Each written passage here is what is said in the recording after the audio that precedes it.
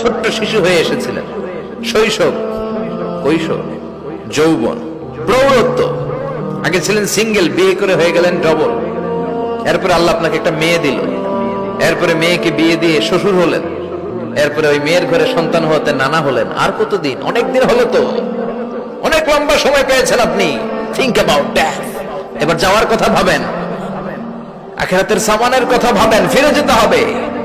কি শক্তিশালী যুবক, বার্ধক্য চলে আসলে লাঠি ছাড়া চলতে পারে না। কুচকুচে কালো দাড়ি সাদা হয়ে যায়, দাড়ির শুভ্রতা, বয়সের ভার, রং ধরা যৌবন জং ধরে শেষ, ঠিক কিনা? This is the circle of life. যুবক ভাইরা, এটাই জীবন, চলে যেতে হবে, কেউ থাকতে পারবে না, ঠিক কিনা? কবরের শাস্তি হয় মূলত দুইটা কারণে। যত বেশি কবরের শাস্তি হচ্ছে এখন, সব কিন্তু বড় বড় পাপের কারণে হচ্ছে না। দুইটা কারণ মেজর। একটা হচ্ছে